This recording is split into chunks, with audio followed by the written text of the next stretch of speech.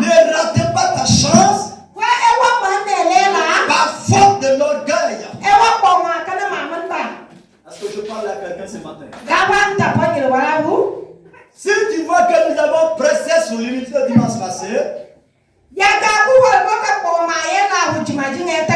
que nous sommes sur l'orgueil aujourd'hui, c'est que Dieu va te briser pour te conduire à une dimension d'élévation.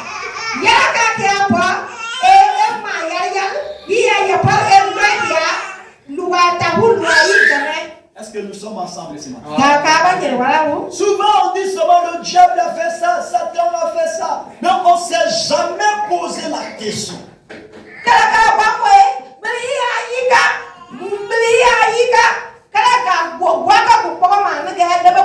Pourquoi le diable a été chassé au ciel là? Pourquoi Satan a été chassé? Qui peut me répondre ce matin? À cause de son orgueil. À cause de l'orgueil, nous pouvons rater des opportunités sans se rendre compte.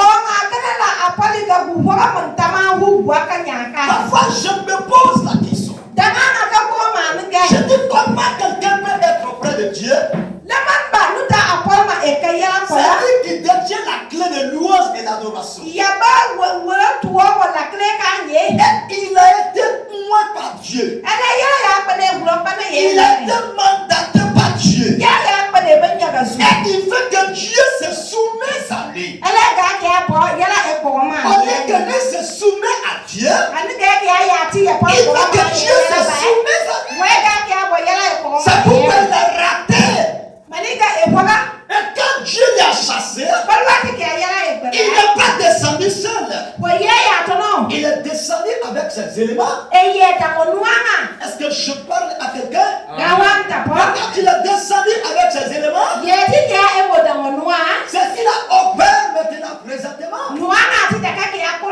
Et c'est pourquoi ils ont pris place dans la vie même des chrétiens. Nous sommes sur les chrétiens, il faut que je m'appelle sur les chrétiens. Dieu n'est pas venu pour faire des chrétiens, mais il est venu pour faire des disciples. C'est la mission principale de Dieu. Ne détruis pas ta vie par faute de l'orgueil. Apocalypse chapitre 12, verset 7 à 10. Apocalypse chapitre 12, verset 7 à 10. Et il eut guerre dans le ciel. Dans le ciel, il y a eu de la guerre. Entre Pierre et Jean, excusez-moi, c'est moi qui le dis. Il y a eu de guerre dans le ciel. Michel et ses anges. Apocalypse chapitre 12, verset 7 à 10. Il y a eu guerre dans le ciel. Michel et ses anges. Combattit contre le dragon. Combattit contre le dragon. Et le dragon et ses anges combattit. Et ceux-ci ils ont commencé à se combattre comme à se combattre. Mais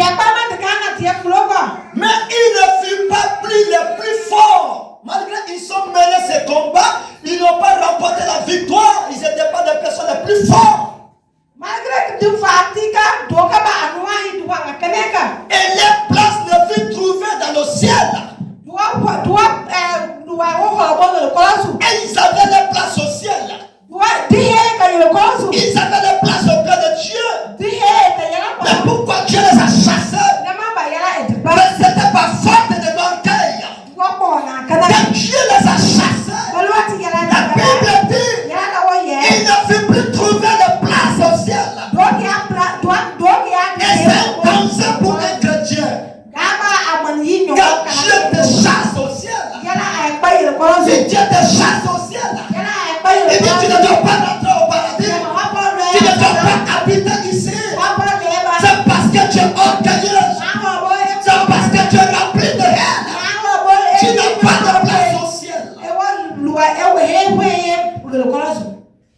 n'ont pas eu de place au ciel. Et de fait qui n'ont pas eu de place au ciel. Qu'est-ce qui s'est passé? Il fut précipité. Ils sont descendus rapidement. Mais ça fait mal. Qu'on dit à quelqu'un de monter sur le trône avec respect et considération. Et tu es là maintenant, on te pousse, on te dit descends. Et tu descends en courant. Et tu descends avec le pleurs. C'est parce que tu n'as plus de place. C'est parce que tu n'as plus de place. Et c'est ce que Dieu a fait à ceci. Il les a chassés au ciel. Il dit descendez, vous n'avez plus de place. L'orgueil peut te chasser parmi les chrétiens. L'orgueil peut te chasser parmi les enfants de Dieu. L'orgueil peut te chasser quelque part. Ils ont été chassés, ils n'ont pas eu de place. Le serpent ancien appelé le diable et Satan. C'est qu'on les a chassés. Dis allez-y. Allez-y. Le serpent, allez-y.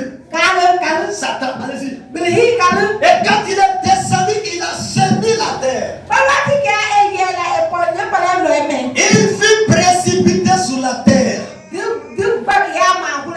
ses anges furent précipités avec lui.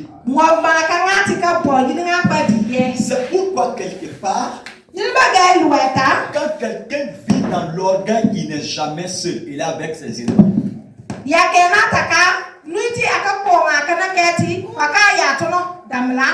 Est-ce que je m'adresse à quelqu'un? Quelqu'un qui vit dans l'orgueil n'est jamais seul. Le diable n'était pas seul. Le serpent n'était pas seul. Il est descendu avec ses éléments. Et ils ont commencé à opérer. Ils ont commencé à régner. Et ils ont commencé à dominer. Par force de l'orgueil, ils doivent se chasser. Par force de l'arrogance, ils ont été chassés. Je brise l'orgueil en toi au nom de Jésus-Christ. Si tu vis dans l'arrogance, dans l'orgueil, tu vas briser ta chance. Verset 10, et j'ai entendu dans le ciel une voix forte qui disait, mais le salut est arrivé. Ainsi que la puissance, le règne de notre Dieu. Et l'autorité de son Christ. Car il était précipité, l'accusateur de nos frères. C'est lui qui les accusait devant notre Dieu jour de nuit. Laissez-moi vous donner les symptômes de l'orgueil. Les symptômes de l'orgueil. C'est-à-dire si c'est une maladie, on dit comment détecter ce mal-là. Les symptômes de l'orgueil. La première des choses, je suis plus important. C'est moi qui est important.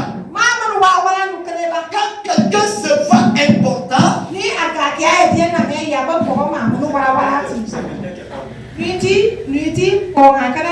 je suis important. Sans moi, rien ne peut marcher. Sans moi, rien ne peut bouger. Ce sont des symptômes de l'orgueil. Ce sont des symptômes de l'arrogance. Et c'est ce que le diable a fait. Il dit sans moi, personne ne peut louer. Personne ne peut adorer. J'ai dit, mais toi, tu es qui? Tu n'as pas de place. Descends immédiatement. Tu n'es pas important plus que les autres.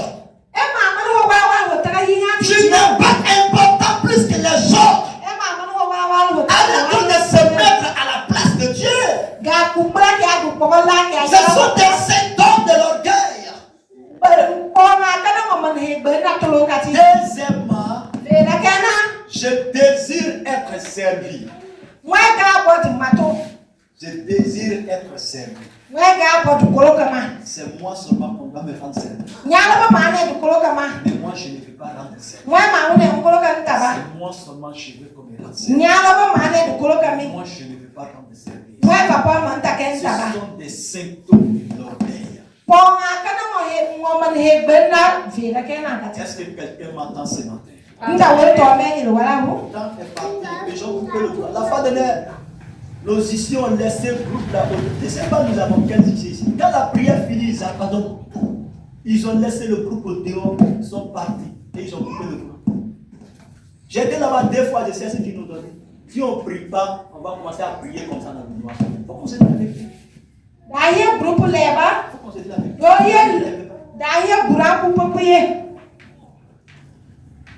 Je dis, il faut qu'on prie par rapport à ça. Si on ne prie pas, on va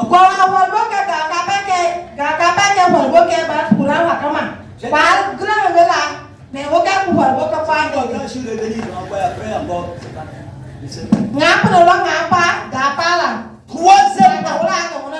Troisièmement, je désire le meilleur. Je suis le meilleur, je suis le meilleur. C'est moi qui ai un papier. C'est moi qui ai Messi. Je suis le meilleur. C'est moi qui presse très bien.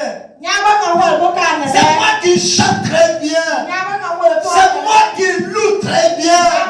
C'est moi qui joue des instruments très bien.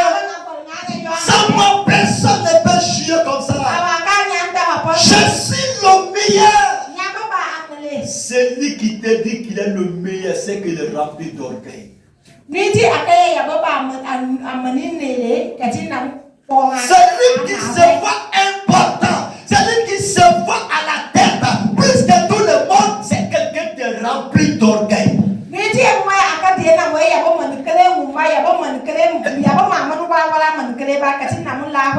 Je suis le meilleur.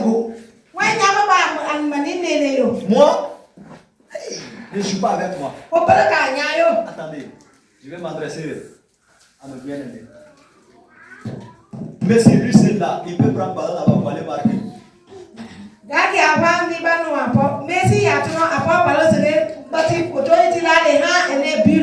C'est Ronaldo, lui c'est lui peut prendre parole là-bas pour aller marquer. Cristiano Ronaldo, il y a un appartement.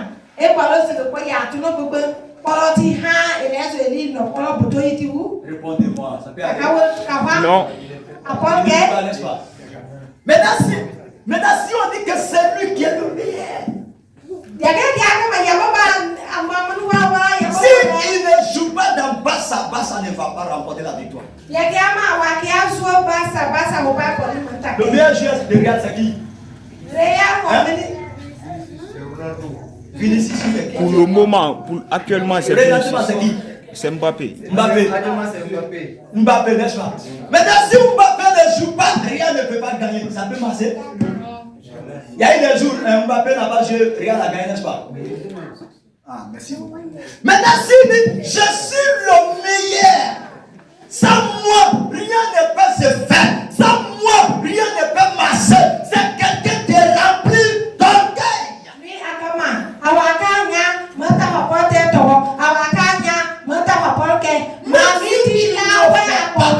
Même si tu ne le fais pas, Dieu va susciter des hommes et des femmes qui vont faire.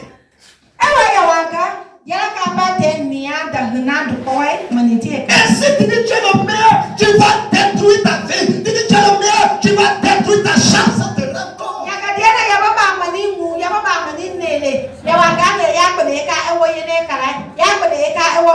Arrêtons de se faire du mal à ses frères et sœurs dans la foi.